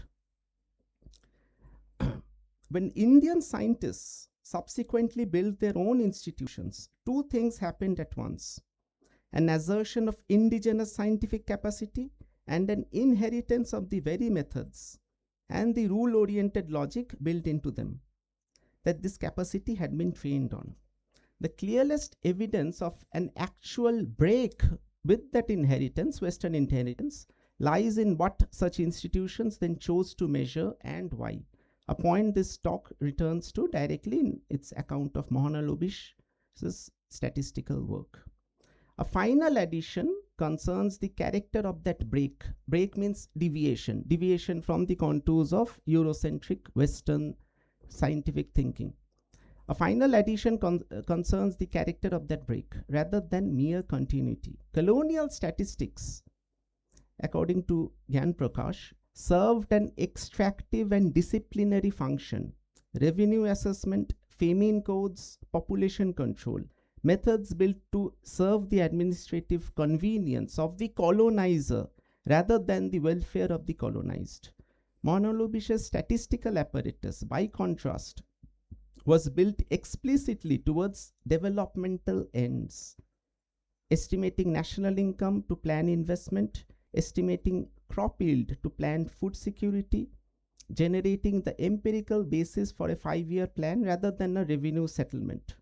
Akhil Gupta, another historian writing on the governmentality of agricultural development in post-colonial India, argues that this redeployment is neither a clean break from colonial governmentality nor its simple continuation, but a transformation in which the same techniques of enumeration are harnessed to a different political rationality, one oriented towards the welfare and capacity of the governed population rather than its disciplining and extraction. This talk proposes that Mukherjee's industrial ministry and Mahalanobish's Statistical Institute together exemplify exactly this transformed rationality, which might be termed post-colonial technocracy. I'll use this term again in my talk. Governance, post-colonial technocracy means governance legitimated through the credentialated, demonstrable competence of experts and the data infrastructure they build, rather than primarily through inherited title, electoral mandate, or colonial coercion. Three theoretical lens then: Chatterjee's inner-outer bifurcation, Gyan Prakash's account of science as a technology of rule and of what changes when that rule changes hands, and Akhil Gupta's account of the rupture by which inherited colonial technique is redirected towards developmental ends. It is this compact vocabulary applied through throughout rather than elaborated for its own sake, that the remainder of this talk uses to read the careers of Mukherjee and Mahalanobis. Now, this is where Shyama Prasad Mukherjee becomes very important in this deviation. Shyama Prasad Mukherjee's most frequently cited achievement as Vice Chancellor is the recognition of Bengali as a medium of university instruction, formalized through the University Act of 1935 and exemplified by Rabindranath Tagore's 1937 Convocation Address, delivered for the first time in Bengali. This achievement has tended to obscure an equally significant simultaneous project of scientific and technical modernization, and it is this neglected half of his administration that deserves closer attention here. In 1934 alone, Shyama Prasad Mukherjee's administration introduced courses, when he was still the Vice Chancellor, it introduced courses in applied physics oriented towards mass production, established a program in communication engineering anticipating later developments in information technology, and created India's first doctorate of science in public health. Coursework in archaeology, astronomy, and aeronautics followed, alongside the redesign of the university's official emblem. So I have provided the emblem there. The one on the right is obviously the colonial emblem, which Mukherjee subsequently changed. It shows a lotus, a blooming lotus with Shri in the middle. This was the emblem of Calcutta University, which he introduced during his own time. Women's higher education was expanded through a home science program funded by Biharilal Mitra that later developed into Biharilal College, and through the elevation of David Hare Training College and Loreto House to degree granting status. This dual program, again coming back to Partha Chatterjee's bifurcation of the inner domain and the outer domain, the inner domain of culture, of literature, and the outer domain of scientific, statistical governmentality. This dual program, vernacular instruction, proceeded in step with technical modernization, maps with unusual precision onto Partha Chatterjee's bifurcated architecture, an inner domain of linguistic and cultural assertion operating concurrently with an outer domain of internationally legible scientific and technical training under the authority of a single administrator within a single institution. What is worth underlining is how deliberately this combination departed from any straightforward Western template. Mukherjee's university, during his VC-ship, was not simply reproducing an Oxbridge model with Indian stuff, nor rejecting Western science altogether in favor of an indigenist curriculum. It was building something else, a university confident enough in its own cultural authority to also claim full and equal standing in international science on its own terms rather than as an imitation. It was within this curricular and symbolic climate that Calcutta's scientific community conducted its work. Meghnad Saha had already secured international recognition for his ionization equation. Satyendra Bose's 1924 correspondence with Einstein had produced what is now termed Bose-Einstein statistics, and Prashanta Mahalanobis, trained in physics at Presidency College and subsequently at Cambridge, was building the Indian Statistical Institute, founded in 1931, into a center of serious statistical research. Mukherjee did not produce this scientist's theoretical originality, and no claim to the contrary is made here. The argument is more precise. His administration cultivated an institutional climate confident enough in its own indigenous authority to sustain such work, as against an administration content merely to replicate colonial institutional forms without deeper purpose. The clearest, most datable point of convergence between Mukherjee and Prashanta Mahalanobis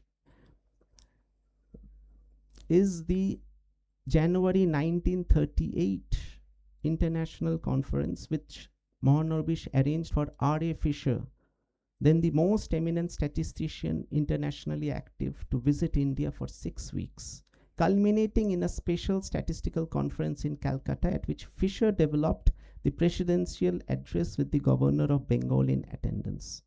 And this was happening obviously during Shyama Prasad's tenure as VC at Calcutta University. This was a significant act of international and vice-regal legitimation for a discipline the Indian Science Congress had only shortly before regarded with considerable skepticism. The conference took place in the same city and the same academic session as Tagore's Bengali Convocation Address, that is within the very years of Mukherjee's own vice-chancellorship. While Mahanabish institution was competing precisely the kind of international validation that Mukherjee's university was in its own register also pursuing. Two of Calcutta's most consequential institutional builders were in the same years independently securing international recognition for indigenous intellectual authority, one in the register of language and culture and the other in the register of statistical method under the same civic and academic umbrella. So we cut to the next phase of Mukherjee's career.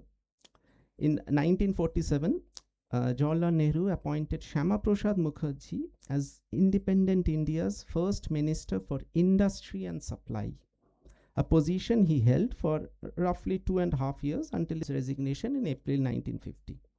Within this period, he was instrumental in establishing the Chittaranjan Locomotive Works, which produced India's first indigenously assembled steam locomotive in 1950, the Hindustan Aircraft Factory at Bangalore, predecessor to Hindustan Aeronautics Limited, the Sindri Fertilizer Factory, the Damodar Valley Corporation, and the Hirakud Dam.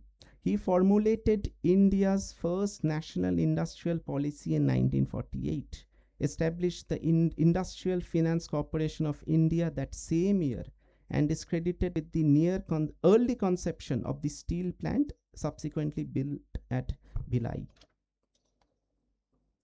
Now I'll try and connect these two things that I've been talking about.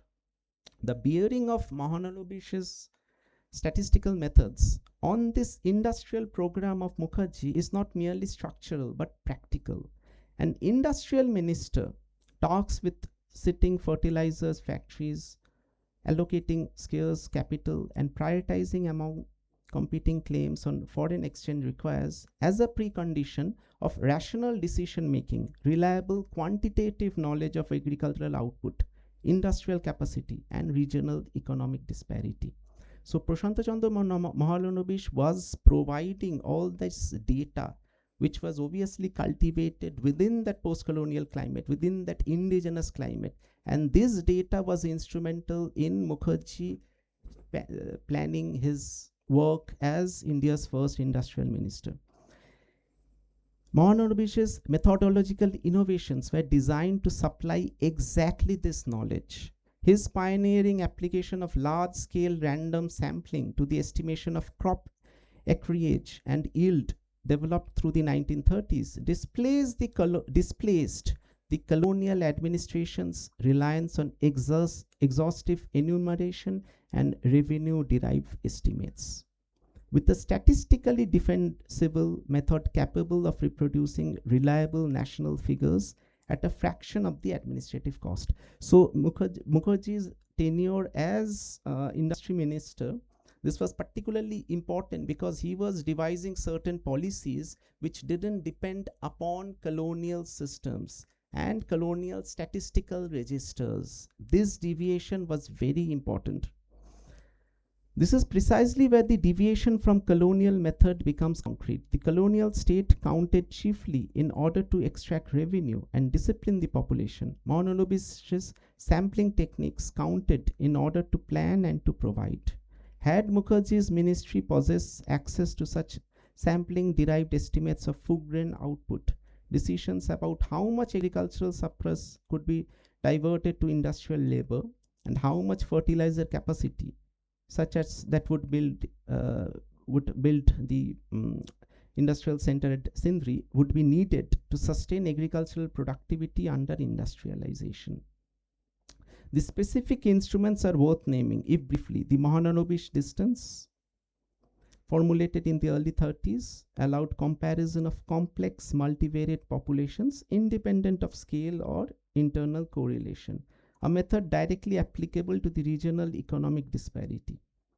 An industrial minister might weigh when deciding where to site a steel plant or a fertilizer factory relative to existing industrial concentrations.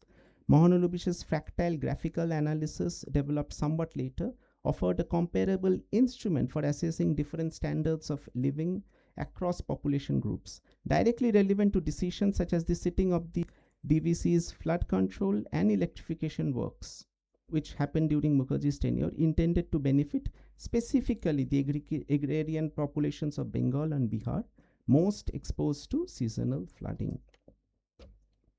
A second, precisely datable point of overlap confirms this connection at the level of the state itself. In 1949, while Shyama Prasad Mukherjee still held the industry and supply portfolio, the government of India constituted the National Income Committee under Mahalanobis's chairship, with D.R. Gadgil and V.K.R.V. Rao as members, charged with producing independent India's first scientifically rigorous estimate of national income. The committee's first report, submitted in 1951, estimated national income for the years 1948 to 49, a period falling entirely within Shyama Prasad Mukherjee's ministerial tenure, at approximately 8,700 crore rupees, with a per capita income of 225 rupees. Mukherjee and Mahalanobis sat in the same union cabinet in the same year, addressing two complementary aspects of a single development program: the construction of the measuring instrument, the national income policy, and the construction of the industrial capacity that instrument was meant to guide. This convergence sharpens the claim made earlier. The statistical and industrial apparatus jointly built by Mahalanobis and Mukherjee's cabinet did not simply continue the colonial governmentality that Gyan Prakash describes. It redirected the same techniques of enumeration towards a developmental rationality structurally opposed to the extractive logic of colonial statistics.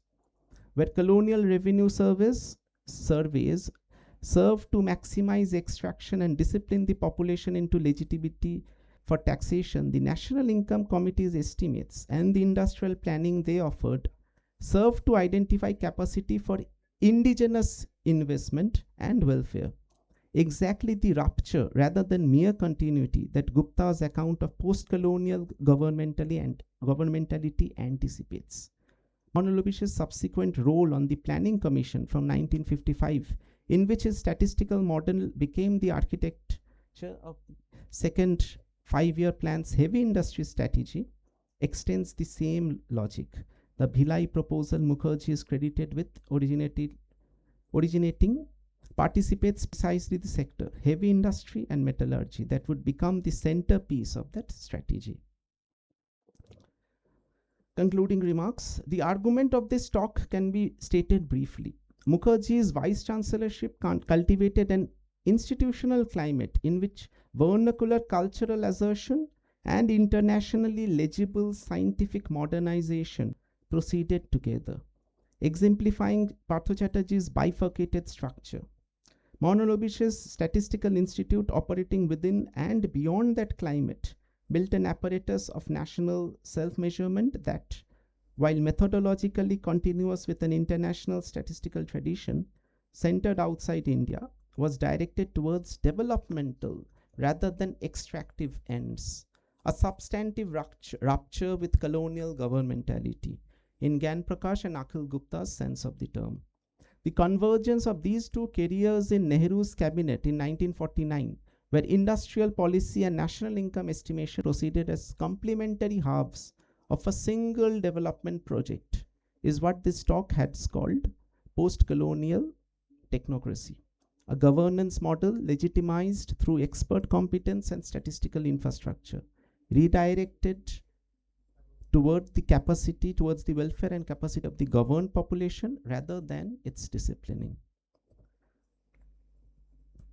But this reframing offers finally is a way of moving Shyama Prasad Mukherjee's legacy beyond the political record alone, beyond the question of what he opposed and what he founded in the narrower sense of party politics, and into the institutional history of how a newly independent post-colonial nation state built the apparatus of governing, measuring, and validating itself in place of the apparatus, the colonial apparatus it had inherited from the British. The political historiography that dominates Mukherjee's memory should not be displaced by this account, but it should be usefully supplemented by it. His contribution to the institutional foundations of Indian scientific and economic policy, read alongside Mahalanobis's parallel contribution, is a coherent chapter of post-colonial state formation in its own right, and one in which Mukherjee's own hands is considerably more direct and considerably less remembered than the political record alone would suggest. Thank you. So,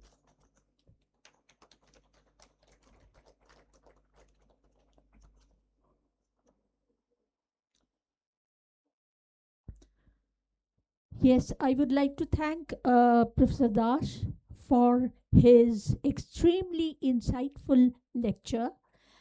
And now I next invite Professor Mukherjee, Professor Kritika Mukherjee, to come up to the dais and deliver her speech. Thank you.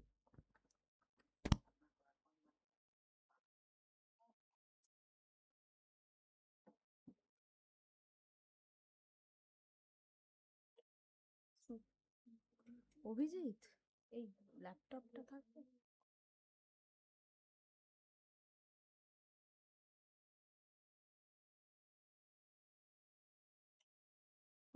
বলছি এই ল্যাপটপটা তো লাগবে না, ল্যাপটপটা তাহলে বড় of করে দিই। আর এইটাকে একটু শর্ট করুন। হ্যালো হ্যালো,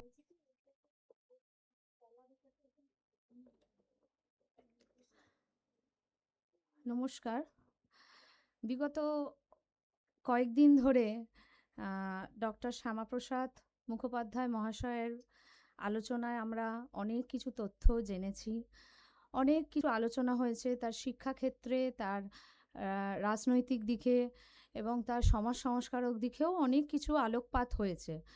আমরা প্রথম দিকে যেটা ভীষণ অন্ধকারের মধ্যে ছিলাম, হঠাৎ করে কোথা থেকে তার তথ্য পাবো, কিভাবে সেগুলোকে ডেটা কালেক্ট করব, মানে আমিও প্রথম দিকে যখন শ্রুতিদি বলেছেন ভাবছিলাম যে হয়তো এত তাড়াতাড়ি কিছু পাবো না, কিন্তু দেখলাম যে সময়ের নিরিখে আস্তে আস্তে অনেক কিছু তথ্য, অনেক কিছু মানে কি বলবো, মানে বিভিন্ন রকম তথ্যাদি আমাদের সামনে ধরা পড়েছে। তো আমরা অনেক কিছু আলোচনায় অনেক কিছু জেনেওছি, অনেক কিছু সেগুলো সংগ্রহ করেছি, অনেক সমৃদ্ধ হয়েছি।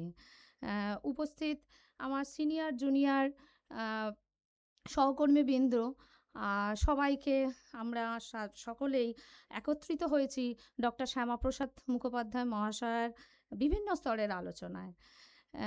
খুব ছোট করেই বলবো, যদিও আলোচনাটা কি বলবো, মানে অনেক দিন ধরে চলছে, হয়তো মনে হবে একই তথ্য, কিন্তু তবু কিছু আমার সংগ্রহ করা কিছু তথ্য আমি এখন শেয়ার করতে চাই।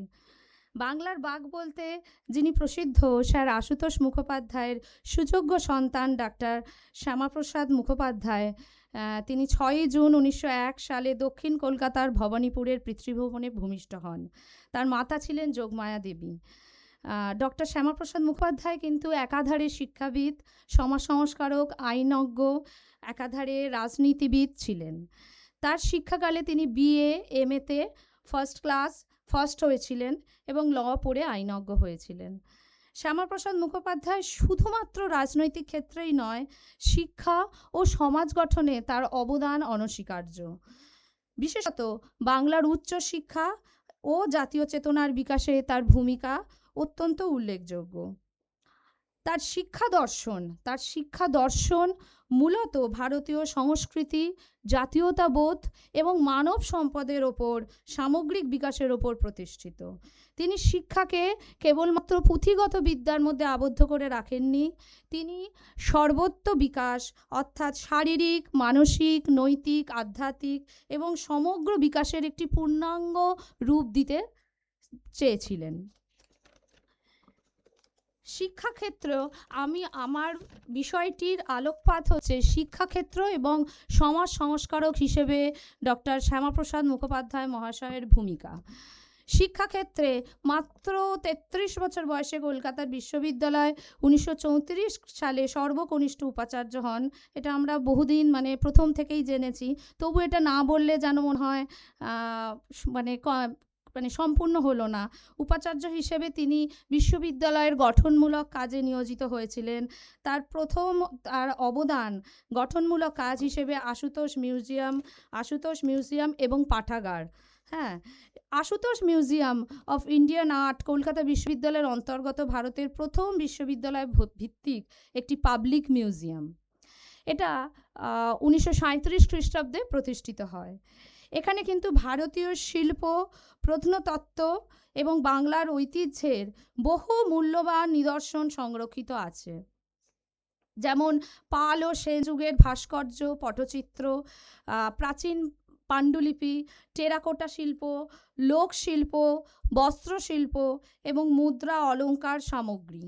এইগুলো আমরা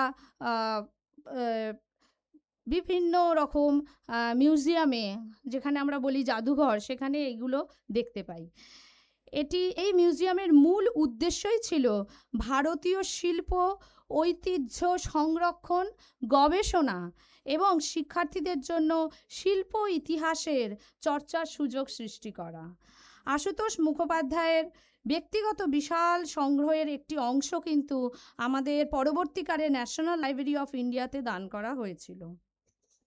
তিনি কিন্তু বিজ্ঞান বিভাগেরও প্রবর্তন করেছিলেন। বিজ্ঞান ভিত্তিক আধুনিক শিক্ষাকে শিক্ষা ব্যবস্থার গুরুত্বপূর্ণ একটি অংশ হিসেবে তিনি মনে করেছেন। বিজ্ঞান শিক্ষার সাথে তিনি গবেষণাকেও যুক্ত করেছিলেন। তিনি বলেছিলেন যাতে জ্ঞান প্রযুক্তির বিকাশ ঘটে, সেই জন্য বিজ্ঞানের সাথে গবেষণা যেন যুক্ত থাকে। তিনি বাংলায় বৈজ্ঞানিক পরিভাষা প্রবর্তন করেছিলেন। এছাড়া তার অনবদ্য প্রসার তিনি বাংলা ভাষাকে শিক্ষার মাধ্যম হিসেবে প্রতিষ্ঠা করতে চেয়েছিলেন। সেই সময় বিশ্ববিদ্যালয়ে বাংলাকে স্বীকৃতি দেওয়া হয়েছিল এবং উচ্চ শিক্ষায় মাতৃভাষার গুরুত্ব পেয়েছিল। এছাড়া যেটা আগের আলোচনাতেই বলেছেন, তার উপাচার্য থাকাকালীন ১৯৩৭ সালে রবীন্দ্রনাথ ঠাকুর কলকাতা বিশ্ববিদ্যালয়ের জন্য বিশ্ববিদ্যালয় সঙ্গীত রচনা করেন এবং কলকাতা বিশ্ববিদ্যালয় সমাবর্তন অনুষ্ঠানে বাংলায় প্রথম ভাষণ দেওয়ার জন্য রবীন্দ্রনাথ ঠাকুরকে আহ্বান করা হয়। বিজ্ঞান ও প্রযুক্তির শিক্ষার উন্নয়ন এবং বিজ্ঞানভিত্তিক কর্মমুখী শিক্ষাকে তিনি বিভিন্ন স্তরে পৌঁছবার চেষ্টা করেছিলেন। শিক্ষার সঙ্গে জাতীয় সংহতির একটা মেলবন্ধন এবং জাতীয় ভাষার উন্নয়ন তার চিন্তাধারার ছিল মূল ভিত্তি।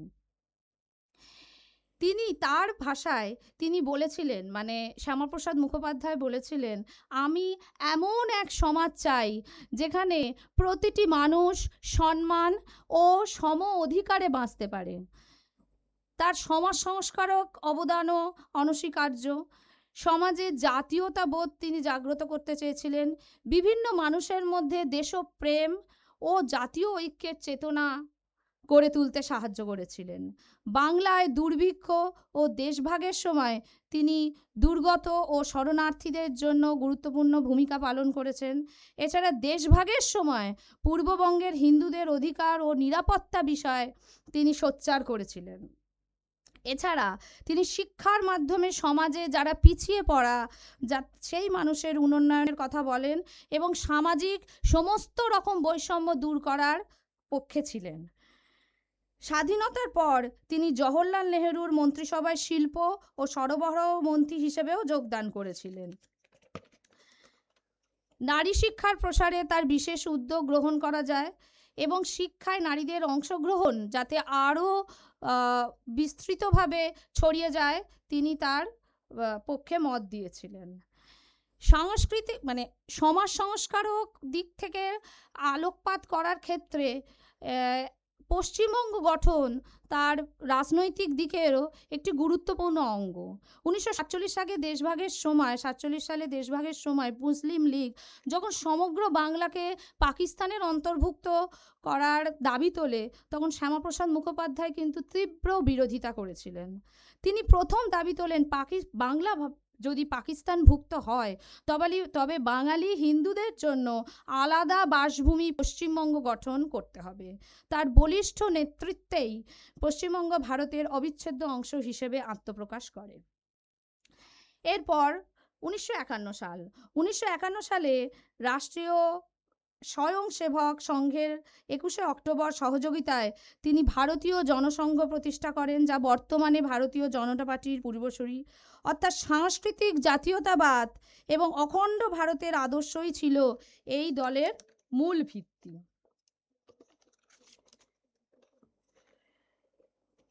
আরেকটি তথ্য আমি কিছুদিন আগে জানতে পেরেছি, 6 জুলাই 2000 সাল বরেণ্য শ্যামাপ্রসাদের জন্মশতবার্ষিকী অনুষ্ঠানের সূচনা হয়েছিল। শ্যামাপ্রসাদ শতবার্ষিকী স্মারক কমিটি কেন্দ্রীয় সরকারের যৌথ উদ্যোগে ওই তারিখে নেতাজি ইন্ডোর স্টেডিয়ামে ভারতের মাননীয় প্রধানমন্ত্রী অটল বিহারী বাজপেয়ী শতবার্ষিকী অনুষ্ঠানের উদ্বোধন করেছিলেন